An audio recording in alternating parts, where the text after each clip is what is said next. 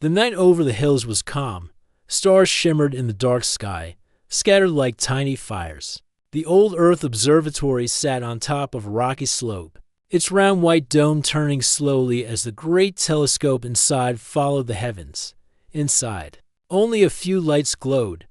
The control room smelled faintly of warm electronics and old books. Tom sat in front of the main console. He was a young radio operator, hired to maintain the observatory's long-range listening station. His job was simple. He listened for signals, recorded them, and passed anything unusual to the central research team. Most nights were quiet. Sometimes he caught distant pulses from human satellites or the faint static of distant stars. That night, however, was different. At first, Tom heard a soft humming through his headphones, like a distant note in the wind. He adjusted the frequency dial. The hum grew sharper, then broke into a repeating pattern. He froze. Patterns meant intelligence. Patterns meant someone, somewhere, was speaking. He pressed the record button and leaned closer. The signal came. In bursts, short, long, short, each with a tone that carried urgency. He did not understand the language. The words were strange, flowing, and musical, yet heavy with desperation. Tom quickly ran the signal through the automatic translator. The machine struggled, flashing error messages. The language was not in its database. Still, the program picked out a few basic meanings. He saw the words, help, attack, planet, dying. His heart beat faster. Tom knew this was not a false alarm. Whoever sent this message was in trouble. He saved the recording and opened the emergency communication line to United Earth Fleet Command. The voice on the other end was calm but alert as he explained what he had found. Within minutes, the observatory system was locked into a direct link with Earth's most advanced signal analysis team. Dozens of experts began breaking down the message. Tom was told to stay at his station, keep the antenna aimed at the signal source, and record every fragment. Far above Earth in the Fleet Command headquarters, Admiral Ross stood in the operations chamber. A large screen showed a map of the galaxy with a single blinking point, far beyond human-charted space. The technicians explained that the message came from a distant sector near the rim stars, an area where humans had never traveled. The Admiral listened to a cleaned-up version of the signal. Even without understanding the words, he could feel the emotion behind it. A voice, trembling yet determined, repeated the same plea again and again. "Who sent this?" Ross asked. "We don't know, sir," replied one of the analysts, "but they are not human. The vocal patterns and sound structures do not match any human speech. It is an alien language." Ross's eyes narrowed.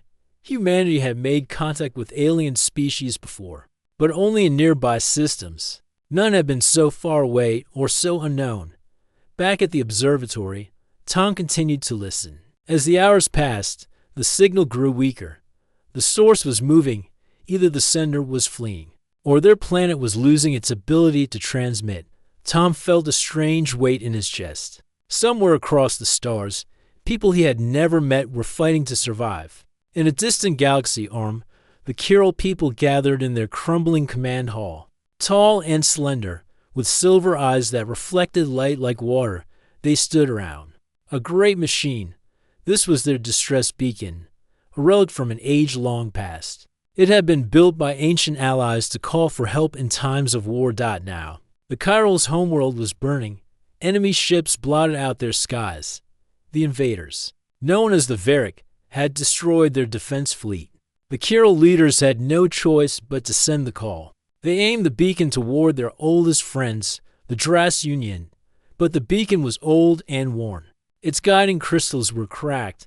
Its signal wavered and bent through the void. Without knowing it, they sent the message not toward their allies, but toward a small blue planet far across the galaxy, Earth. The moment the Kyril pressed the activation switch, the beacon screamed into the void. Waves of coded sound and light burst across the cold black. Stars and dust clouds could not block it. The call would travel for weeks, months, or years if needed, until someone answered. They never imagined humans would be the ones to hear it back. On Earth, debate began almost immediately. Some in the council argued the message could be a trap, a way to lure ships into a war far from home. Others said it was too far away to matter, that Earth had its own problems to solve.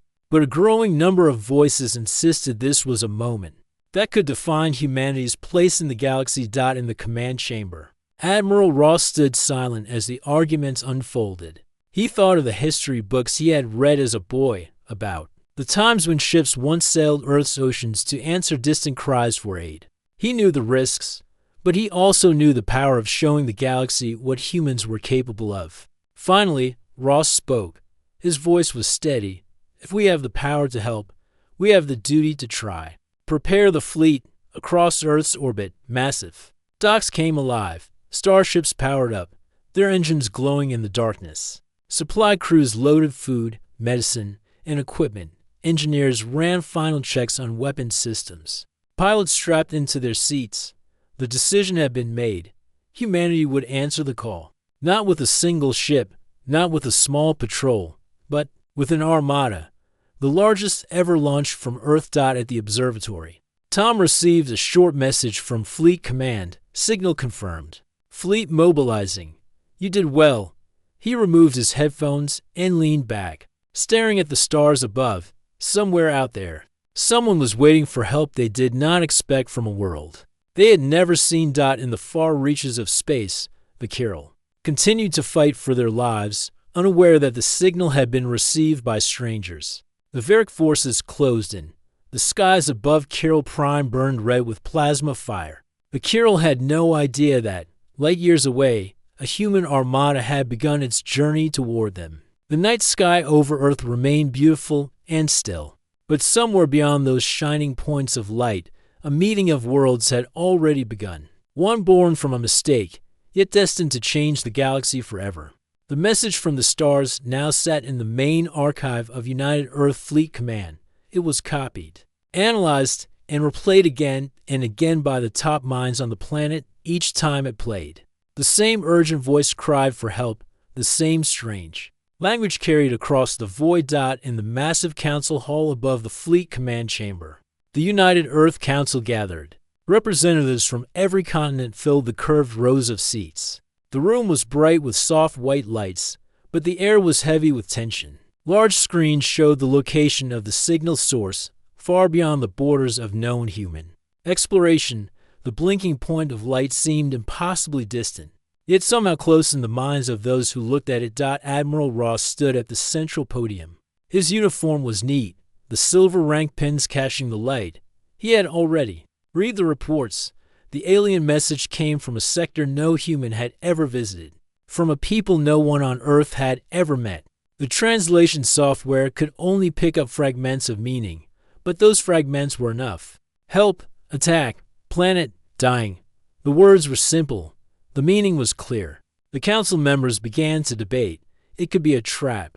One representative said, "We cannot risk sending our fleet into unknown space without knowing who sent the call. It is too far," said another. "Our ships would be gone for months, maybe years. We have our own borders to protect." But others stood to speak against such caution. If it is a trap, we can defend ourselves. If it is not, then we will have saved lives. This could be the moment humanity proves it belongs among the stars. The voices rose and fell, each argument clashing against the other. The council had seen conflicts before, arguments over trade routes, territory, or alliances, but this was different. This was about a choice that could change how the galaxy saw the human race. While the council spoke, the Fleet Command War Room worked without pause. Officers ran simulations of the journey. Engineers checked ship status reports. Pilots reviewed long-range travel plans. If the order came, they wanted to be ready. In the center of this storm of preparation stood Ross, silent for most of the meeting. He listened to every argument, weighing each point carefully. In his mind, he thought of the history of Earth. He thought of the times when humans had crossed oceans to answer calls for aid, and of the times they had failed to act and later regretted it. Finally, the voices in the council hall quieted. Ross stepped forward. His voice carried across the room, firm and steady. "I understand the risks. We do not know these people. We do not know their enemies, but we do know this. They are in trouble, and we have the power to help. That alone should be enough." He looked around the hall, meeting the eyes of the representatives. "If we answer this call, we will show the galaxy that humanity does not turn away from those in need. We will show them that our strength is not just in weapons, but in our will to stand beside others. If we ignore this call, then we tell the galaxy that humans only act for themselves." The room was silent. Then, one by one, the representatives began to nod. A vote was called. The majority agreed. The fleet would go. Orders were sent out within the hour. Across Earth's orbital docks, alarms and signals blared. Ship crews ran to their stations. Mechanics fueled engines. Cargo loaders stacked supplies into the holds. The largest fleet in human history would be launched, not for conquest, not for exploration, but for a rescue mission to a world they had never seen. The flagship Resolute was the pride of the United Earth Fleet. Its long silver hull gleamed in the sunlight as it floated above the planet. At nearly a kilometer in length, it carried heavy weapons, fighter squadrons, and advanced communication arrays. Round it, dozens of cruisers, frigates, carriers, and supply ships gathered, forming a massive armada. Ross visited the Resolute's bridge before departure. The crew stood ready, every officer focused. Screens displayed navigation charts, showing the long route through unknown systems. No human had mapped this path before. They would have to rely on deep space sensors and quick thinking to avoid dangers. Tom, the young radio operator who first heard the message, had been invited to join the mission as a communications officer. He stood at the back of the bridge, still feeling the weight of what he had discovered. He had never been on a warship before, and the size of the Resolute left him in awe. Ross approached him. "You heard the call. Now you will hear the answer." The Admiral said. The plan was bold. The fleet would use a series of experimental jump drives to cover the great distance in less time than ever attempted. Between jumps, they would scout each system, gather resources if needed, and keep all ships in tight formation. As the final preparations were made, families gathered in viewing stations to watch the fleet depart. Parents pointed to the ships, telling their children that they were watching history. Journalists broadcast the moment live to every city on Earth. In the command chamber, Ross gave the final order: "Launch all ships. Set course for the signal origin." The engines roared to life. Glowing bright blue, one by one, the ships began to move, breaking from orbit and forming a long spearhead in the dark. The jump drives activated, tearing a path through space. The stars blurred, and the fleet vanished into the unknown. Back on Earth, the council hall was empty now, but the weight of the decision remained. No one knew what they would find. Some feared the fleet would never return. Others believed they would come back with new friends, stronger than before. In the far reaches of space, the Kyril still fought for survival. They had no idea that their signal had traveled to a small blue world, or that hundreds of human ships were now racing across the void to reach them. They believed their message had been lost, but the human armada was on its way. And with each jump through the darkness, the distance between the two worlds grew smaller. Soon, the unknown would become a meeting ground, and the galaxy would see what it meant for humans to answer a call for help. The human armada moved like a great steel river through the darkness of space. Hundreds of ships, from massive carriers to swift corvettes, kept formation around the flagship Resolute. The fleet's engines glowed blue and white, leaving faint trails of light as they crossed the void. On the Resolute's bridge, Admiral Ross stood with his hands behind his back, watching the endless stretch of stars. The first jump had taken them far beyond the familiar maps of human space. Here, there were no known colonies, no trade routes, and no beacon stations. Every star they passed was a mystery, and every shadow could hide a threat. The navigation team worked without pause. Sensors scanned the systems ahead, plotting safe paths through asteroid fields, gravitational storms, and radiation belts. Each time they entered a new system, scouts were sent ahead to map hazards. Sometimes they found beautiful sights, swirling clouds of gas lit by distant suns, planets with rings of ice that glittered like silver. Other times they found wreckage, the remains of ships that had been lost long ago. Tom sat at his communications console, headphones on, listening for any signal that might guide them closer to the origin of the distress call. He picked up strange static at times, or faint echoes of transmissions in unknown languages. None matched the Chiral's voice from the first message, but he stored every recording. Days turned into weeks as the fleet pressed forward. Life aboard the ships followed a strict rhythm. Crews trained, maintained equipment, and prepared for the unknown battle ahead in the mess halls. Pilots traded stories of their first time seeing deep space. Engineers compared notes on how the jump drives were holding up. There was a shared sense that they were part of something greater than themselves. On the fifth jump, the fleet entered a system unlike any they had seen before. The sun here was a giant red star. Its light dim but warm. Round it drifted enormous asteroids, each covered in strange glowing crystals. The crystals pulsed softly, as if alive. Scientists aboard the fleet requested to study them, but Ross ordered the fleet to keep moving. They could not afford delays. No matter how strange the discovery, the journey was not without danger. In one uncharted system, they passed through a debris field left from a recent battle.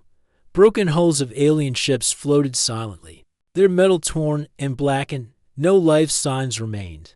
The damage suggested weapons more advanced than anything humanity had faced. The sight made them crews uneasy. If such forces existed in this region, they might be the same ones threatening the Chiral.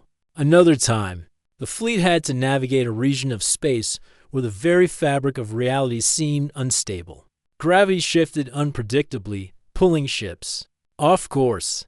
A destroyer named Ironwind nearly collided with an asteroid when its engines failed for a moment. Only quick action from nearby ships saved it from disaster. Despite the dangers, morale remained strong. Each challenge overcome brought the fleet closer together. Ross knew that unity was their greatest strength. Even though humanity had many different cultures and histories, out here they were simply one people moving toward one goal. One evening ship time, Ross gathered his senior officers in the Resolute Strategy Room.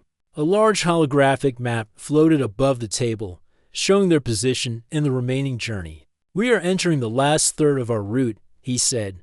"From this point forward, the chance of encountering hostile forces will rise. The Varric may already know we are coming."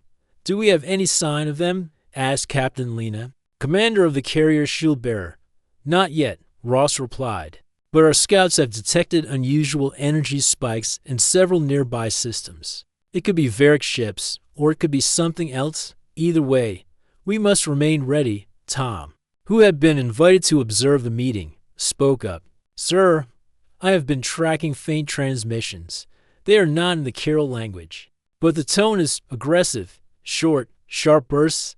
They could be military signals." Ross studied him for a moment, then nodded. "Keep monitoring them. If they are Varric, we may learn something about their movements." The next jump brought the fleet to a vast nebula. Clouds of blue and gold gas swirled around them, lit by hidden stars. It was beautiful, but the gas disrupted sensors and made long-range scans impossible. The fleet had to move slowly, each ship relying on short-range communications to avoid collisions. As they passed through the nebula, a shadow appeared on the edge of the Resolute's sensors. A massive object moved within the gas, too large to be a normal ship. For several tense minutes, the crews prepared for combat. Weapons were armed, shields were raised, and fighter squadrons stood ready to launch. Then the shadow drifted closer and revealed itself to be an ancient derelict. A ship so old it no longer matched any known design. Its hull was covered in strange markings worn smooth by time. Whatever race had built it was long gone. The scientists begged to explore it, but again Ross gave the order to keep moving. The mission came first. The distress call had not faded. If anything, Tom now reported that the signal was stronger. They were getting closer. On the 22nd jump, the fleet entered a region filled with twin stars that cast long golden light across the systems. Here, they found signs of life, stations orbiting small moons, and trading ships of alien design. Some kept their distance, but others approached cautiously through translation devices. Ross learned from a group of merchants that the Varric fleet had been moving aggressively toward the Chiral worlds. Many in the region were too afraid to get involved. The merchants were surprised to learn that the humans were traveling toward the danger, not away from it. We have friends to protect, Ross told them. The words were simple, but they carried weight. Finally, after many more jumps, the fleet reached the edge of the Chiral sector. Sensors picked up faint energy signatures of battles in the distance. The skies ahead glowed faintly from weapon fire. Tom confirmed it. The signal now matched exactly with the original distress call. They had arrived in the right place. Ross stood on the bridge, looking at the stars that marked the Chiral's home. Somewhere ahead, a people they had never met were fighting to survive, and now, for the first time, they would see what kind of allies humans could be. The human armada emerged from the last jump into a war zone. The sight before them was unlike anything they had faced. Chiral Prime, a green and silver world, hung in the center of space. Its atmosphere glowed faintly from the light of its twin moons, but that beauty was broken by the chaos surrounding it. Enemy warships, dark, jagged vessels shaped like claws, circled the planet in tight formation. Trails of fire and smoke rose from the surface, visible even from orbit. Bright flashes of weapon fire lit the sky as the Chiral's few remaining defense platforms tried to hold their ground. On the Resolute's bridge, Admiral Ross stood tall, his eyes fixed on the planet. All ships, hold position, he ordered. The fleet stopped just beyond the outer edge of the battle. For a moment, the Varric ships seemed unaware of their arrival. Then, several enemy vessels broke formation to investigate the newcomers. Open a channel to the planet, Ross commanded. Tom worked quickly at his console, trying to match the Chiral's signal frequency. After a tense minute, the audio link connected. A voice came through, fast and urgent, speaking the same language as the distress call. The translation software struggled, producing broken phrases. This is Chiral Prime Defense Command. Identify yourselves. Are you Dras Aid? Ross leaned forward. We are from Earth. We received your distress call and have come to help. There was a pause on the other end. Then a second voice, calmer but filled with disbelief, spoke. Earth, we do not know this name. Your ships, they are human. Yes, Ross replied. We are here to stand with you against your attackers. In the Chiral Command Hall, the leaders exchanged stunned glances. Tall and slender, their silver eyes reflected the dim light of the room. They had never heard of humans, yet here was a massive fleet, more powerful than anything they had expected. Offering aid without hesitation, the chief commander of the Chiral Defense, a veteran named Sarvin, stepped forward. His voice grew firm. We will accept your help, Earth Fleet, but the Varric will not let you leave alive if you enter this battle. They are ruthless and will fight to the last. Ross did not hesitate. Then we will fight to the last as well. Send us your tactical data. We will move to defend your planet immediately. While the communication continued, the first Varric ships approached. They were fast, their hulls bristling with weapons. Without warning, they opened fire. Streams of red energy cutting through space toward the human fleet. Shields flared on. The Resolute, as the blast struck, enemy contact confirmed, called the tactical officer. Ross gave the order. All ships, defensive formation.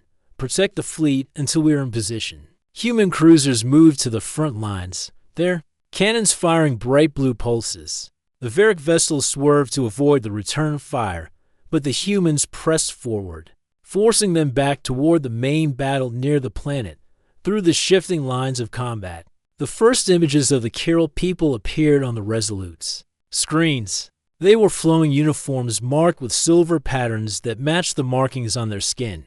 Their faces were calm, but their eyes held both exhaustion and hope. They look like they have been fighting for weeks, Tom whispered. They probably have, replied Captain Lena, watching the feed dot in the skies above Chiral Prime. The situation was grim. Several defense stations were already destroyed, their broken remains drifting in orbit. The last few stations were surrounded, taking heavy fire. The Chiral defense fleet had been reduced to a handful of damaged ships that could barely Maneuver, Ross. Study the tactical map. If we hold the enemy here, the Kirill ships might survive long enough to regroup. But if we charge now, we risk being surrounded ourselves. Before he could decide, Sarvin's voice returned over the comm. Earth fleet, the Varric are preparing to land ground forces on our cities. If they reach the surface in full strength, we cannot stop them. We need you to break their orbital control. Ross knew the risks, but he also knew why they had come. Understood. We will engage. The order went out. Human ships surged forward, engines burning bright. The Resolute led the charge, its forward batteries unleashing a storm of fire. Behind it, carriers launched wave after wave of fighters. Small but deadly craft that darted between enemy ships, targeting weak points. Tom worked at his station, relaying messages between the Kirill and human forces. He could hear the urgency in both sides. Despite the language barrier, one thing was clear: they were now fighting as allies. As the battle raged, a large Kirill ship, its hull scarred and smoking, broke through the lines to join the humans. Sarvin himself hailed the Resolute. Earth fleet, we fight beside you. Let the Varric see they face more than one enemy today. Together, the combined fleets began to push the Varric back. The enemy ships fought fiercely, but they were not prepared for the humans' tactics. Human cruisers used rapid formation shifts to create openings, while corvettes slipped through to strike at vulnerable engines.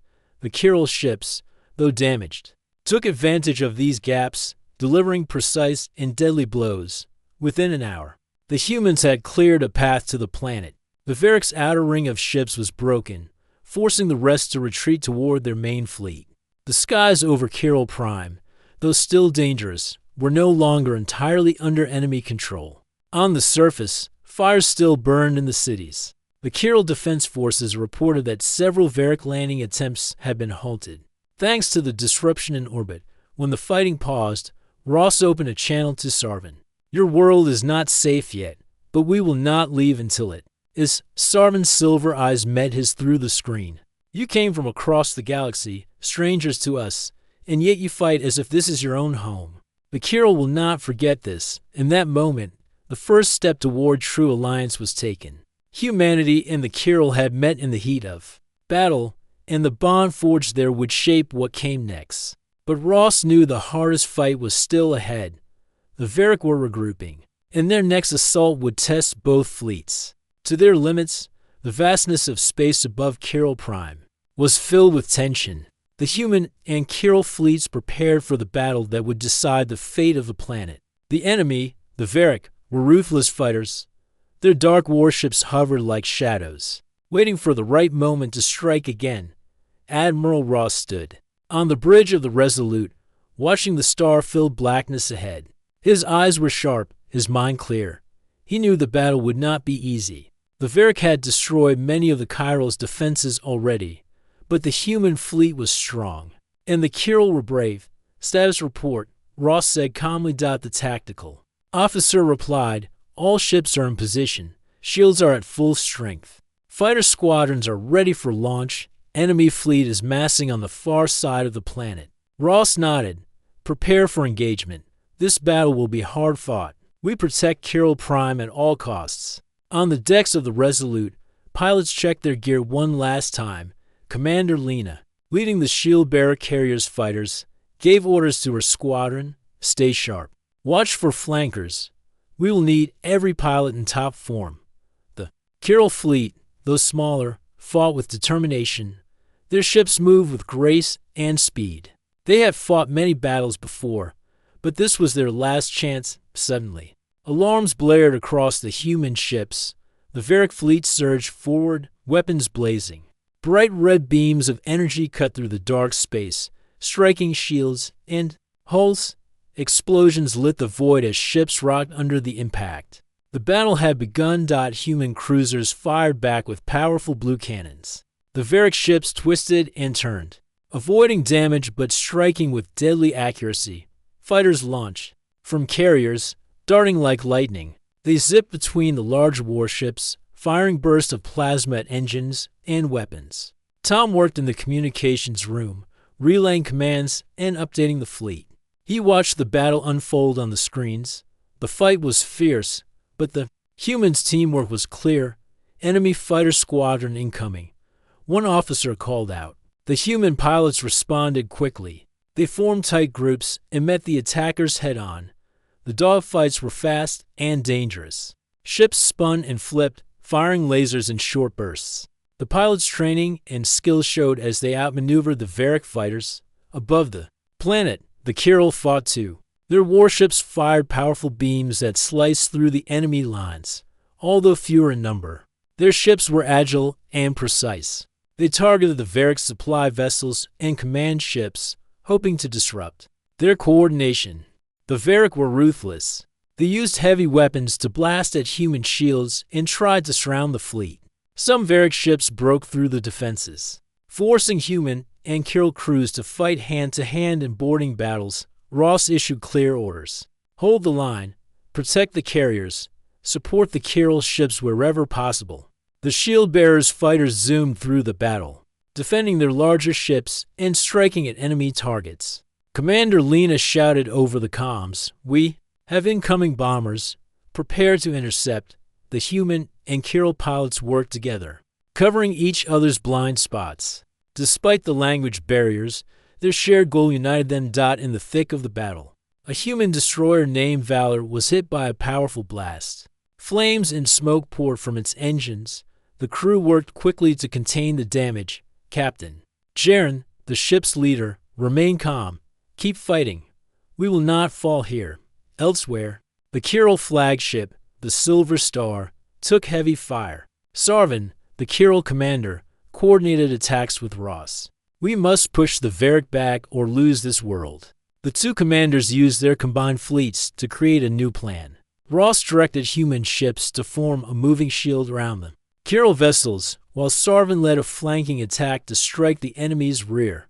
The move worked. The Varric fleet was caught by surprise. Human corvettes darted in and disabled several enemy warships' engines. Kyril ships struck with deadly precision, destroying the crippled vessels. The tide of battle began to turn. On the Resolute, Ross felt hope rising. The combined fleets were stronger than he had imagined. The Kyril fought with courage, and the humans' determination was unbreakable. Yet the Varric were not finished. They regrouped and launched a final assault on the planet's surface. Their goal was to crush resistance by landing troops on Kyril Prime cities. Ross knew they had to stop this. Deploy fighters to intercept ground landings. Bombers, prepare to strike enemy transport ships. The human pilots flew fast and low, engaging enemy drop ships before they reached the surface. Explosions rocked the skies as transports burned. Kyril ground forces reported fewer enemy soldiers reaching the cities. The battle raged for hours. Both sides suffered losses, but the humans and Kyril held firm. Finally, the Varric began to retreat. Their fleet scattered, leaving the orbit and slowing their advance. The fires in the sky faded, and silence returned to space above Kyril Prime. Ross allowed himself a small smile. The planet is safe, for now. The Kyril sent a message of thanks. Sarvin's voice was steady and proud. You have saved our world. The Kyril owe you their lives. Ross replied, we stand as allies now. This fight is not over, but together we are strong. The battle had shown the galaxy what humans could do when they fought not for power, but for others. It was a victory born of courage and unity. But Ross knew this was just the beginning. The Varric would return, and the true test of their alliance was still ahead. The battle above Kyril Prime had ended, but the cost was heavy. The stars were quiet now, but the scars of war remained visible. Ships drifted in silent orbit, some damaged, some beyond repair. The smoke of distant fires still rose from the planet's surface. Admiral Ross stood on the bridge of the Resolute, watching the scene below. The combined human and Kyril fleets had pushed the Varric back. The enemy retreated into deep space, leaving Kyril Prime free, but wounded. The victory was hard-earned. Many brave souls had fought and fallen, yet, despite the losses, hope shone.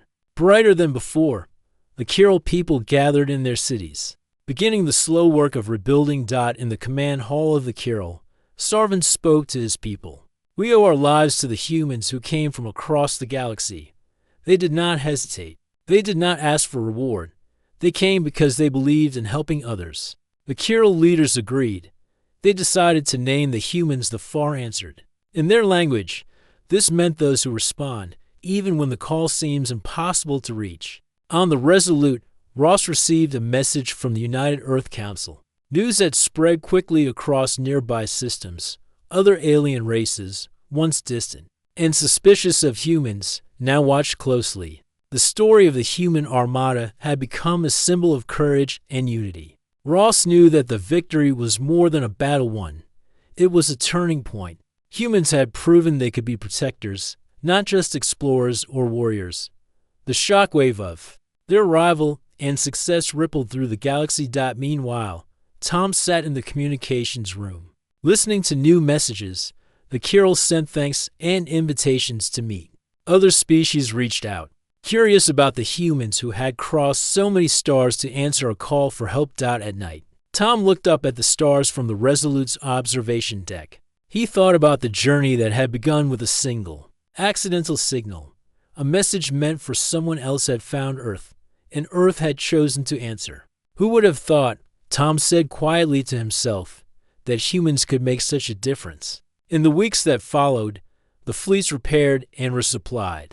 Human engineers worked alongside Kyril technicians, sharing knowledge and technology. The two peoples learned from each other.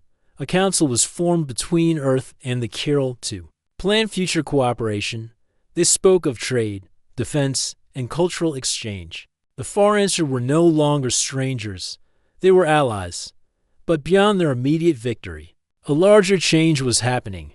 Across the galaxy, news of the human Armada's success inspired others. Some old rivalries softened. Some enemies reconsidered their plans. The presence of humanity brought new hope and new fear. In one distant system, an alien leader watched the news feeds with narrowed eyes. Humans have arrived, she said. They are not what we expected. We must prepare. On Earth, the council gathered again. This time, the mood was different. They spoke of the future with hope. Plans were made to build more ships, train more crews, and explore further. Admiral Ross was invited to speak to the world. He told people of the battle, the courage of the Kyril, and the strength of unity. We are no longer alone, he said. The galaxy is vast and filled with wonders and dangers, but together we will face what comes. We answer the call, no matter where it leads. Tom listened to the speech from his station. He smiled, proud to be part of something greater. The accidental call had changed everything. It had brought humans into a wider universe, not as strangers, but as protectors and friends. The galaxy was watching. The story of the Far Answered had only just begun. The war was over, but a new chapter had begun. Kyril Prime was safe, and the people who had once been strangers now stood as allies. The human Armada had made a name across the stars, a name that would be remembered for generations to come. On Earth, celebrations marked the return of the fleet. Families waited anxiously at spaceports and communication centers to welcome their loved ones. The ships returned not just as machines, but as symbols of hope and courage. Admiral Ross stood before a crowd gathered in the main plaza of New Earth City. His uniform was neat, but his eyes showed the wear of the journey. He spoke to the people in a clear and steady voice. We have answered a call that came from far beyond our world. We went not for glory or conquest, but because it was the right thing to do. We fought alongside a people who needed us, and together we won. The crowd cheered. They knew this was more than a victory. It was a sign that humanity belonged in the greater galaxy. Far away, the Kyril leaders met in their rebuilt council hall. They decided to form a lasting alliance with Earth, one based on trust and respect. The Far Answered, as they called them, humans, were welcomed as friends and partners. Tom watched the news from the Resolute's observation deck. The stars outside seemed closer now, filled with new possibilities. He thought about the journey, from a quiet night at the observatory to this moment of hope. Across the galaxy, the stories spread quickly. Many species sent envoys to Earth. curious about the humans who had crossed so many light years to help others. Some were cautious, but most saw a new force rising, one that stood for justice and unity. In the months that followed, Earth built new ships, trained new crews, and prepared to explore further. The alliance with the Kyril grew stronger, with shared technology, trade, and cultural exchange. Admiral Ross and Sarvin, the Kyril commander, often spoke of the future. "This is just the beginning," Ross said. "We have many challenges ahead, but together we will meet them." Sarvin nodded. "The galaxy will remember the day the humans answered the call. We will stand with you, now and always." One day, in the halls of the United Earth Council, a proposal was made to honor the bravery and kindness shown by humanity. A new star system near Kyril Prime would be named after Earth. The proposal passed with unanimous support. The far-answered system became a new beacon of hope in the galaxy, a symbol of what could happen when worlds come together, back on Earth. Tom received a message from an unknown source. It was an invitation to join the new diplomatic team. Traveling to the far-answered system, he smiled and accepted. The journey that started with an accidental call would now lead him to new adventures as a messenger, a learner, and a part of the galaxy's future. As the stars shone brightly above, the people of Earth looked upward with pride. They had answered the call, fought the battle, and won a place among the stars. The far answer were no longer just a story. They were a new name in the galaxy, a promise of courage, hope, and friendship for all who sought it. The universe was wide and full of mystery, but humanity was ready. Wherever the next call came from, they would be there.